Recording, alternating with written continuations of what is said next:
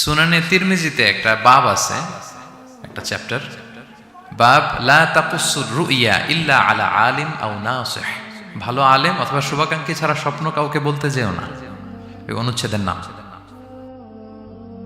এরপর এর কারণটা কি? কারণটা হচ্ছে ফা ইন্নার রুইয়া তাকাউ আলা মা তুআব্বার। স্বপ্নের ব্যাখ্যা যেমনটা করা হয় তেমনটাই হয়। আপনি একটা স্বপ্ন দেখলেন, একজনকে একটা বললেন, সে হুট করে একটা ব্যাখ্যা দিয়ে দিল, ওইটাই হয়ে যাবে। এটা আপনার জন্য ভয়ঙ্কর হয়ে যেতে পারে। লা ইউহাদ্দিসু বিহা ইল্লা লাবিবান আও হাবিবা। আপনার শুভাকাঙ্ক্ষী, আপনার বন্ধু, আপনার ভালো চায়, এদেরকে বলতে পারেন। তাকাউ আলা মা তুআব্বার। স্বপ্নের ব্যাখ্যা তেমন হয় যেমন এটার ব্যাখ্যা করা হয়। রাসূল সাল্লাল্লাহু আলাইহি ওয়াসাল্লাম একবার স্বপ্নে দেখলেন যে ওনাকে দুধ দেয়া হয়েছে, বাটিতে দুধ খাচ্ছেন, পরে আঙ্গুলের ফাঁক থেকে দুধ বেরোচ্ছে। এই সামান্য একটু দুধ রাসূল সাল্লাল্লাহু আলাইহি ওয়াসাল্লাম উমরে ফারুককে দিলেন। সাহাবারা বললেন, মাদা আউয়ালতা বিহি ইয়া রাসূলুল্লাহ, এটা তাওয়িল কি? তখন বললেন, আউয়ালতু বিহি আল ইলম, এটা দিয়ে আমি জ্ঞান বুঝিয়েছি। মানে উমরে ফারুকের আল্লাহ তাআলা অনেক জ্ঞান দিবে। স্বপ্নে কেউ দুধ খাচ্ছেন, এটা আপনার জ্ঞানের প্রতীক। রাসূল সাল্লাল্লাহু আলাইহি ওয়াসাল্লাম স্বপ্নে দেখলেন লোকজন দাঁড়ানো, কারো গায়ের জামা এতটুকু, কারো এতটুকু, কারো হাঁটু পর্যন্ত, আর উমরে ফারুক জামা একেবারে টেনে হিচড়ে যাচ্ছে। তো সাহাবারা বললেন, মাদা আউয়ালতু বিহি ইয়া রাসূলুল্লাহ, এই স্বপ্নের তাওয়িল কি, ব্যাখ্যা কি? রাসূল সাল্লাল্লাহু আলাইহি ওয়াসাল্লাম বললেন, আউয়ালতু বিহি আদ-দীন আত-তাকওয়া, এটা দ্বারা আমি দিনদারি বুঝিয়েছি। মানে উমরে ফারুকের দিনদারি অনেক বেশি। স্বপ্নে কেউ ছোট জামা দেখলে তার দিনদারি কমতেছে, এটার একটা আলামত। তো এই জন্য হুট করে স্বপ্নের কথা কাউকে শেয়ার করতে নেই।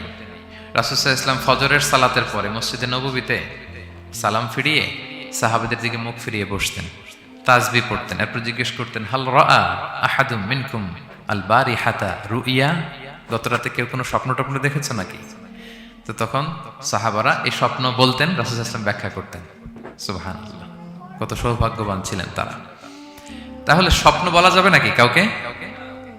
শুধু মুরাদ ভাই বলবে না, বাকিরা বলবে? স্বপ্ন বলবেন কাউকে না। খুবই শুভাকাঙ্ক্ষী, আপনার একেবারে ক্লোজ ফ্রেন্ড, তাকে বলতে পারেন। আর অনেক বড় আলেম, যিনি ভালো ব্যাখ্যা করতে পারবেন, আপনাকে গাইড করতে পারবেন, তাকে বলবেন। এছাড়া বলা যাবে না। আর খারাপ স্বপ্ন তো বলাই যাবে না, আল্লাহ তাআলার কাছে পানা চাইতে হবে। তাহলে ঘুমিয়ে ঘুমিয়ে যেটা দেখি, এটা কারোর কাছে বলা যাবে না। আর যেটা পাওয়ার আকাঙ্ক্ষা মানুষকে ঘুমাতে দেয় না, ওইটাও একটা স্বপ্ন। বলে না যে আমার জীবনের স্বপ্ন আমি এটা করব, এটাও স্বপ্ন। এই ভিশনও শেয়ার করা যাবে না কারোর সাথে। আপনারা তো ব্যবসায়ী মানুষ, টিপস শিখাই দেয় কিছু। বিশাল বড় একটা কিছু প্রজেক্ট নিছেন, শুরু করার আগে আপনি বলে ফেলছেন, শেষ, আর এটা হবে না। দেখবেন যে এখান থেকে কনস্পিরেসি, ওইখান থেকে শত্রুতা, ওইদিকে এটা করছে, ওইটা করছে, আপনি আর আগাতেই পারবেন না। দুঃখজনক হলেও সত্য, আমরা বাংলাদেশিরা তো এগুলোতে অভ্যস্ত। সবার মধ্যে কম বেশি জেলাসি কাজ করে ন্যাচারালি, আমাদের বাংলাদেশিদের এটা আরো বেশি।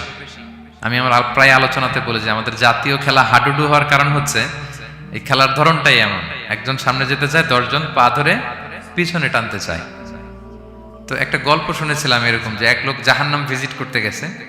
এক এক দেশের লোকদের জন্য এক এক জাহান্নাম, প্রত্যেক জাহান্নামের উপর একজন রক্ষী ফেরেশতা। তো দেখতেছে যে একটা জাহান্নামের আশেপাশে কোনো রক্ষী ফেরেশতা নেই।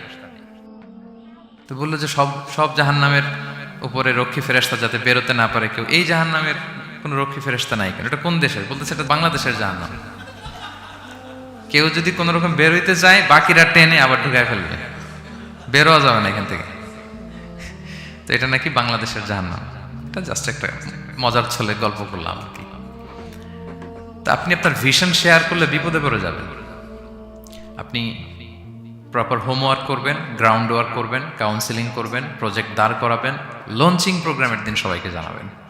সব রেডি, এবার আর কেউ কিছু করতে পারবেন, এটা দাঁড়ায় গেছে, সব রেডি আমার। লঞ্চিং জাস্ট একটা ফর্মালিটিস, তারপরে আমার কাজ শুরু হবে। কিন্তু আপনি আগেই যদি সবাইকে জানায় ফেলেন, হবে? এটা হবে না। এটা হচ্ছে 1 নম্বর লেসন, স্বপ্ন শেয়ার করতে নেই। এই লেসনটাকে ক্লিয়ার প্রিয় ভাই এবং বোনেরা? আচ্ছা, মুভিং অন, 2 নম্বরে চলে যাই। সূরা ইউসুফের 2 নম্বর লেসন হচ্ছে চরিত্র হচ্ছে মানব জীবনের সবচেয়ে দামি সম্পদ, আপনার ক্যারেক্টার। আমরা ছোটবেলায় পড়েছি না যে when money is lost, nothing is lost, health is lost, something is lost, character is lost, সব শেষ। এটা অনেক দামি সম্পদ।